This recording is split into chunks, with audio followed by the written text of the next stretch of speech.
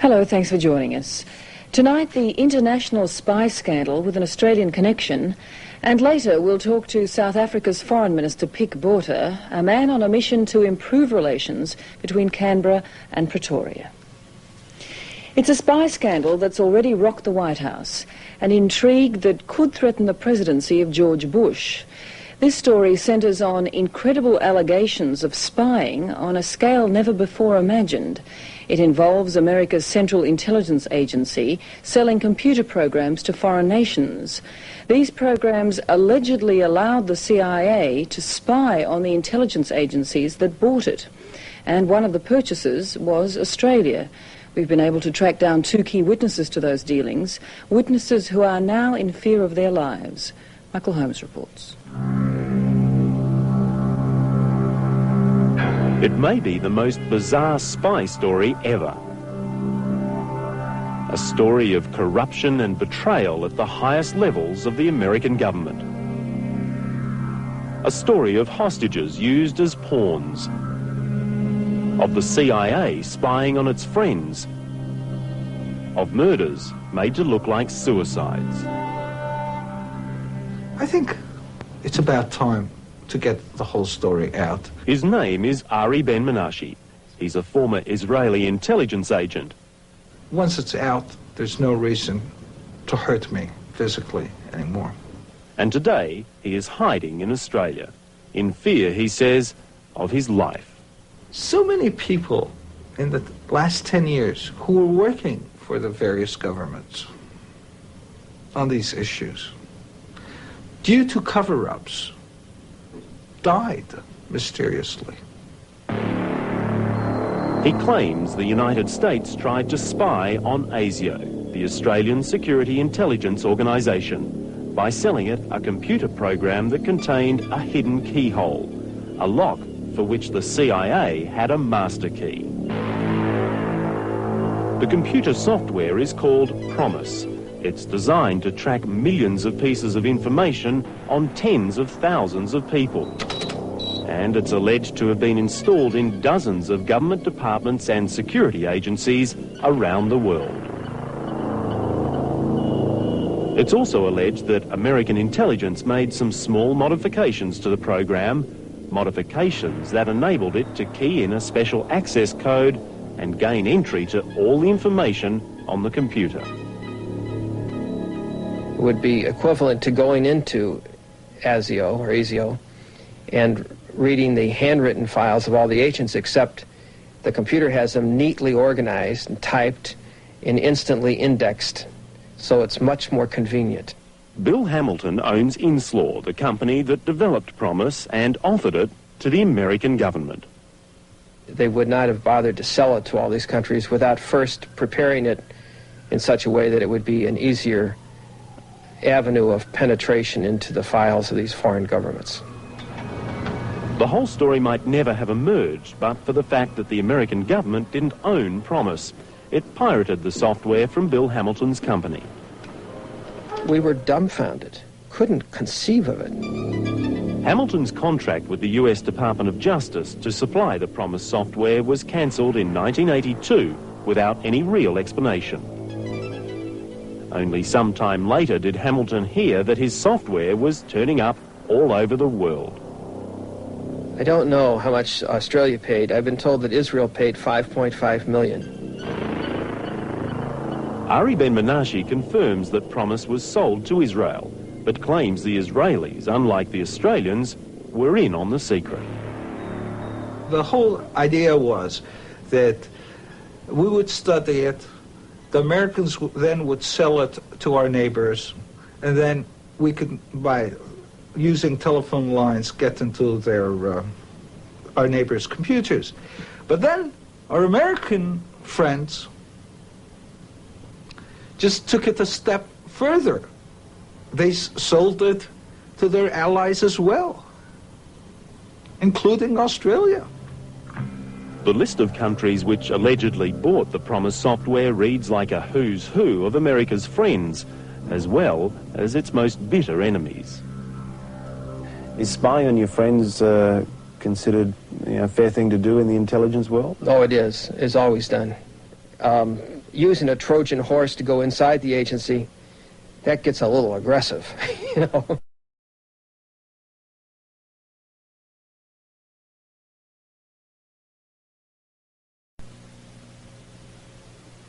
It all sounds a bit too bizarre to be true, but we've now been able to track down a key witness to a prison near Seattle in Washington state. So you are 100% sure that promis or a derivative of promis was bought by Australia to be used in our intelligence and law enforcement agencies? Absolutely, because I spent several thousand man-hours of programming time with a programming team, developing that subset. This unlikely-looking character is a computer genius. His name is Michael Riconosciuto, and he says he was in charge of modifying the promis program so that it could be accessed by American intelligence. So whoever was holding that master key could do what? Basically, break into it and spy. ASIO says it doesn't have and has never had the promis software. Of course, it won't go into any detail about what sort of computer programs it does have, which is very handy because, according to Michael Riconosciuto, the promis software was often altered and given different names before it was sold. Indeed, Riconosciuto claims he specifically modified the program for Australia at the request of ASIO. I basically had to change the communications protocol, which is how that software package interacts with other software packages already resident in the computer system. In a federal court hearing, Judge George Basin ruled the Justice Department had used illegal and underhanded methods to bankrupt Bill Hamilton's Inslaw company. He ordered the government to pay Inslaw $8 million. Trickery, fraud and deceit. You use those words when describing how the Justice Department stole the software. Do you stand by those words? Yes. There's no question in my mind about it. The evidence was overwhelming. So why was the Justice Department so desperate to get the software from Bill Hamilton? To answer that, you have to go back to 1980. Iran had seized American hostages. All evidence proves that these people are spies. If President Carter could secure their release, he'd have a big advantage in the upcoming US elections. My thoughts and my prayers for our hostages in Iran are as though they were my own sons and daughters. It's now alleged that the Reagan campaign made a deal with the Iranians, a deal to keep the hostages until after the election, thus denying Carter the credit for their freedom. The man alleged to have helped organise this deal is a Reagan political crony called Earl Bryan, and his payoff 3 years later on the promis software. About an hour and a half outside Washington, D.C., you'll find this place, Earl Bryan's multi-million-dollar country estate. If you believe Michael Riconosciuto, it's the house promis bought. Now, we'd like to bring you Earl Bryan personally denying that claim, but he's not being interviewed by anybody. All we got was this letter from his lawyers threatening action if we so much as associate Earl Bryan's name with this story. He had the contacts to help make sure that certain elements in Iran would not make a deal with President Carter in 1980 so that President Carter could not recover in the polls and that Reagan would win the election. I, Ronald Reagan, do solemnly swear that Just 5 minutes after Ronald Reagan took the oath of office, Iran announced that the hostages would be released. Some 30 minutes ago, the planes bearing our prisoners left Iranian airspace and are now free of Iran.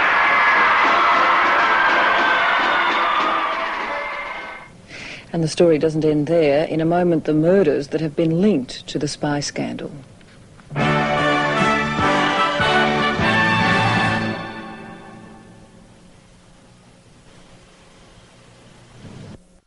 There are many shady characters in this story. Spies, former spies, people with something to hide. But there are players with impeccable credentials too. In part 2 of this investigation, we meet a man whose background more than qualifies him to know a scandal when he smells one.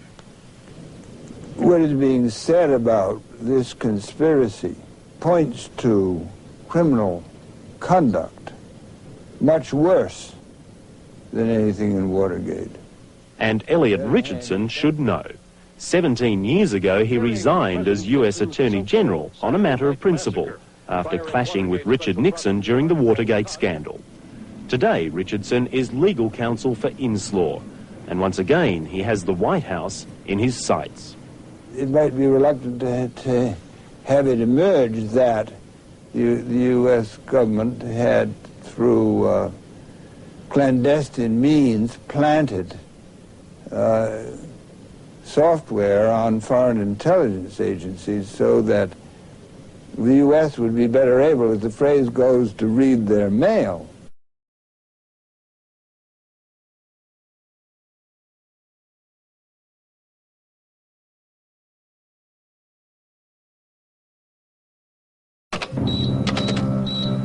The number of murders that have occurred to prevent leaks are incredible. There's nearly 50 murders that can be directly ascribed to this pattern of activity.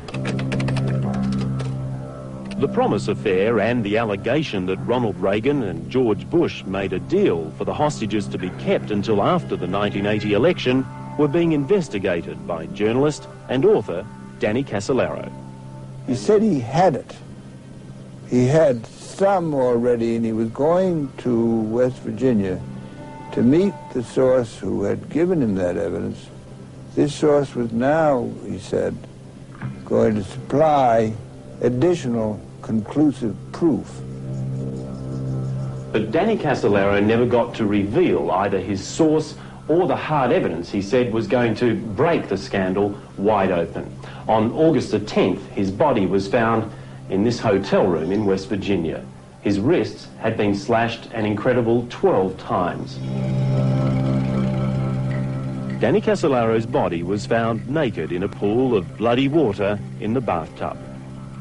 All his papers were gone. Within hours, local police had declared the death a suicide. You have a case of forensic artistry, shall we say, where you have professionally trained people that set up a crime scene, and they make it phenomenally difficult for investigators to backtrack, make a murder look like a suicide. His body was embalmed by Monday morning by the time we found out. That is against the law in West Virginia. His body was embalmed without family consent. That certainly makes an autopsy a little more difficult. Tony Casolaro says his brother Danny, pictured here at a nephew's birthday, just wasn't the suicidal type. He was describing for me a few weeks before he died what he was doing and some of the people involved. And he said a lot of accidents had happened to people who were working on the things that he had been working on. He said, if an accident happens to me, don't believe it. But bad things seem to happen to people who make waves in the Inslaw Affair. Earlier this year, Michael Riconosciuto contacted Bill Hamilton and signed a sworn affidavit for Hamilton's lawsuit against the Justice Department. Do you believe Michael Riconosciuto did alter the software as he claimed he did? Yes, I do. Almost immediately, Riconosciuto was contacted by a Justice Department official and given a very clear message. Back off or else.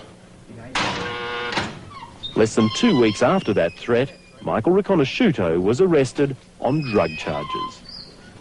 My main concern right now is staying alive and protecting my family. Right. And remember Judge Basin, who found in favor of Inslaw against the Justice Department. Well, a few months later, Judge Basin's reappointment to the bench, thought to be a formality, was blocked by the Justice Department. Yeah. His career has been destroyed. Would you still be a judge if you hadn't handed down the decision you did?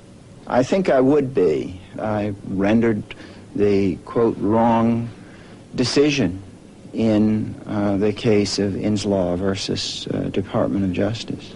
Your replacement in the bankruptcy court was a lawyer who argued for the Justice Department in this case. Yes. Does that smell? Is that worthy of... It's certainly an odd coincidence, isn't it? every time you figuratively pick up a rock, in this case, you find maggots under it. Michael Holmes reporting on the saga that is now the subject of a U.S. congressional inquiry. Next up, South Africa's Attorney General Elliot Richardson, who now represents Inslaw, says there's only one way to find the truth. If there was not enough reason before to justify a full-scale, all-out, hard-hitting, impartial federal investigation, the case for doing that now is overwhelming. Former Attorney General Ed Meese disagrees. The question is whether there's any legal basis for it, and I think the people who have looked into it, including Attorney General Thornburg, have indicated there is no basis for it. And I would certainly have more confidence in Mr. Thornburg's judgment as an impartial person on the subject than I would Mr. Richardson, who's obviously a partisan and represents one of the parties. A House subcommittee led by Congressman Jack Brooks has been investigating the Inslaw case for 2 years. Brooks has accused the Justice Department of stonewalling the committee's investigation by refusing for 2 years to release more than 400 documents relating to Inslaw. Faced with a subpoena, Attorney General Dick Thornburg finally produced some documents this summer, but told committee investigators some were either lost or stolen. Even President Bush is being questioned about Inslaw. They're fairly soon, I'd say. The Inslaw case, Mr. President.